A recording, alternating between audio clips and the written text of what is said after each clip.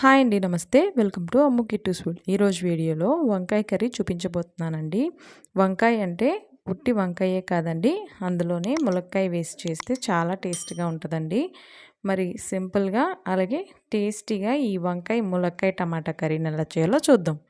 ఇక్కడ నేను ఒక 1/2 కేజీ వరకు వంకాయలని ఇలా కట్ చేసి ఉప్పు నీళ్ళల్లో వేసుకున్నాను. ఒక ములక్కాయ కట్ చేసుకున్నానండి. 2 పెద్ద ఉల్లిపాయలు, 2 పచ్చిమిరపకాయలు, ఒక టమాటా, కొంచెం కరివేపాకు తీసుకోవాలి. ఇప్పుడు ప్యాన్ పెట్టి ఒక 3 స్పూన్ల వరకు ఆయిల్ వేసుకోవాలండి.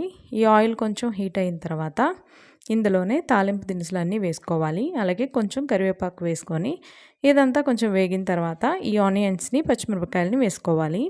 ఇది కొంచెం సాఫ్ట్ అయ్యాక ఈ ములక్కాయని వేసుకోవాలండి. ములక్కాయ వేసాక ఇందులో కొంచెం పసుపు అలాగే ఉప్పు కూడా వేసుకోవాలండి. ఇలాగా వేయడం వల్ల ములక్కాయ సప్పగా లేకుండా చాలా టేస్ట్గా ఉంటుందండి.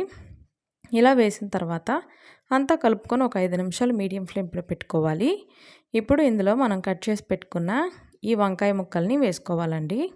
ఈ వంకాయ ముక్కలు చేదెక్కకుండా ఉండాలంటే ఉప్పు నీళ్ళల్లో వేసుకోవాలండి. ఇలాగ ఇదంతా వేసుకొని కలుపుకున్నాక కట్ చేసి పెట్టుకున్న ఈ టమాటోని వేసుకోవాలి. ఈ టమాటో సాఫ్ట్ అయ్యే వరకు మూత పెట్టి బాగా మగ్గించుకోవాలండి. ఇదంతా కూడా మీడియం ఫ్లేమ్లో పెట్టుకొని చేసుకోవాలి. ఇప్పుడు తగినంత కారం వేసుకోవాలి. అలాగే ఇందులో రుచికి సరిపడంత సాల్ట్ని అడ్జస్ట్ చేసుకొని ఒక స్పూన్ ధనియాల పొడి వేసుకోవాలండి. వేసుకొని ఇదంతా కలుపుకొని ఒక 5 నిమిషాలు ఇలా ఫ్రై చేసుకున్నాక ఇందులో కొంచెం కొత్తిమీర యాడ్ చేసుకుంటే అంతేనండి, వంకాయ ములక్కాయ టమాటా కర్రీ రెడీ అయిపోయింది. మీరు ఎప్పుడు ట్రై చేయకపోతే తప్పకుండా ఒకసారి ఇలాగా ట్రై చేయండి. చాలా త్వరగా కూడా ఈ కూర అయిపోతుందండి. ఈ వీడియో కనుక మీకు నచ్చినట్లయితే ప్లీజ్ లైక్ చేయండి, షేర్ చేయండి, అలాగే ఛానల్ని సబ్స్క్రైబ్ చేసుకోండి.